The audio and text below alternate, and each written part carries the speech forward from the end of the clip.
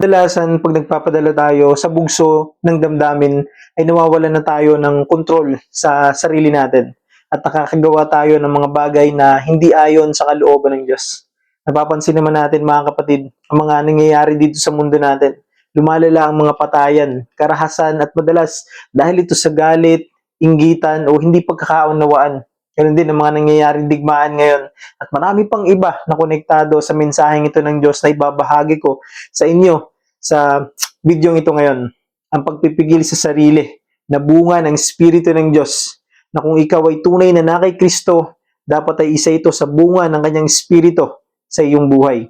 Dahil kung ang isang tao ay walang pagpipigil sa sarili, nakakagawa, nakakapagsalita, nakakapag-isip o nakakapagdesisyon sila ng mga bagay na maaaring ikasira ng kanilang buhay at higit sa lahat ay ang kanilang spiritual life. Pag hindi mo nakokontrol ang iyong emosyon, lalo na pag galit ka, minsan nakakagawa ka ng mga masasamang bagay o nakakapagbitaw ka ng masasakit na salita. O sa mga maling desisyon mo sa buhay mo, nagre-resulta ito ng mga bagay na pagsisisihan mo habang buhay. O kaya pag nagpapadala sa tukso, nagbubunga ito ng mga hindi magagandang bagay sa buhay ng tao. Kaya napakahalaga ng babala at mensahe ng salita ng Diyos na ito sa Book of Proverbs, chapter 25, verse 28. Pakinggan mo kapatid. Ang taong walang pagpipigil ay tulad ng lungsod na walang tanggulan, madaling masakop ng mga kaaway. Kapatid, ang Book of Proverbs po ay koleksyon ng mga karunungan na karamihan na isinulat ni Haring Solomon. Siya ang hari ng Israel na kilala sa kanyang karunungan. Sa Proverbs chapter 25 po, nakikita natin ng iba't ibang practical wisdom tungkol sa buhay. Kung paano makitungo sa ibang tao, kung paano magdesisyon ng tama at kung paano mamuhay na may karunungan ayon sa kalooban ng Panginoon. At doon po sa verse 28 naman, gumamit si Haring Solomon ng isang malinaw na larawan mula sa sinaunang panahon. Ano po, noong unang panahon po kasi ang mga lungsod ay may pader, no, tanggulan para protektahan ng mga tao o yung lungsod laban sa kaaway. Kapag ang isang lungsod po kasi ay walang pader, madali itong pasukin at sakupin ng mga kaaway. At ganito rin po pinapahayag dun sa verse na binasa po natin tungkol sa taong walang pagpipigil sa sarili. Siya ay madaling matalo ng tukso, galit, kasalanan at ang kaaway. Ano po bang ibig sabihin pag sinabing pagpipigil sa sarili? Kapatid, ang pagpipigil sa sarili ay ang kakayanang kontrolin ang ating emosyon, pananalita, kilos at isipan ayon sa kalooban ng Diyos. Hindi po ito simpleng disiplina lamang kapatid, sapagkat ito po ay bunga ng Espiritu ng Diyos. Dahil kapag ang Espiritu ng Diyos ang gumagabay sa ating buhay, tinutulungan niya tayong kontrolin ang ating sarili.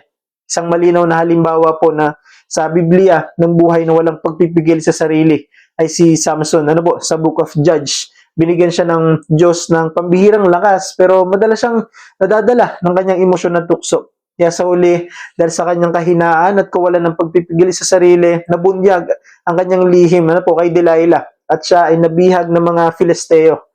Pinapakita ng kwentong ito na kahit may talento at lakas ang isang tao, kung wala siyang pagpipigil sa sarili, ay maaari siyang bumagsak. At ang perpektong halimbawa naman po na may pagpipigil sa sarili ay walang iba kundi ang ating dakila at banal na Panginoon, si Jesucristo.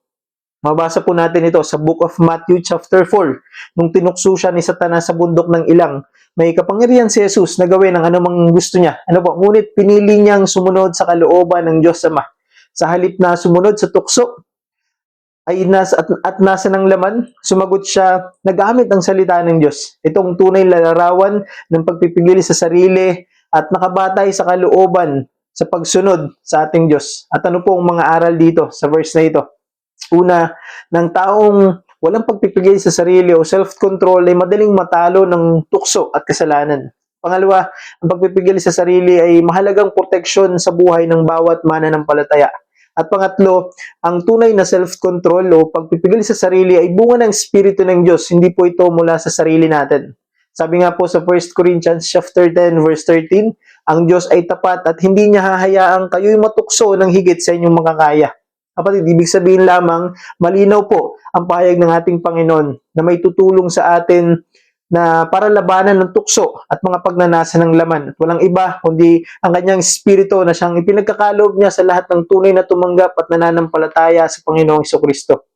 Kaya nga po mga kapatid, sa panahon natin ngayon na napakaraming tukso sa paligid, dito sa social media, sa relasyon, sa emosyon, sa mga desisyon sa buhay, sa lahat ng bagay o lugar. Dahil ang sabi nga po sa 1 Peter chapter 5 verse 8, maging mapagpigil at magbantay kayo sapagkat ang dyablo ay gumagala na parang leon na naghahanap ng masisila. Ano po? Kaya kung wala tayong pagpipigil sa sarili, para tayong lungsod na walang pader, madaling mapapasok ng kaaway at madali tayong matatalo ng kasalanan. Ngunit palaging mabuti ang Diyos. Hindi po niya tayo pinapabayaan, kapatid. Siya nagbibigay sa bawat isang mananampalataya ng kakayanan upang mamuhay ng may pagpipigil sa sarili. At ang lakas na ito ay nanggagaling sa Panginoong Jesucristo at sa Kanyang Espiritu. Kahit ano ang dapat nating maging tungon dito, kapatid, patuloy tayo magpasakop sa Panginoon. Hayaan natin na pagharian tayo ng Kanyang Espiritu. Palagi nating piliin na mamuhay ng naaayon sa Kanyang kalooban. At hayaan mo ang Espiritu ng Diyos ang magbago ng iyong puso at bigyan ka niya ng kakayanan upang mamuhay na may pagpipigil sa sarili. Dahil kapag ang Espiritu ng Diyos ang gumagabay sa ating buhay, kapatid, hindi na tayo magiging lungsod na walang tanggulan, kundi buhay na pinoprotektahan at pinapatnubayan ng ating Panginoon. Amen?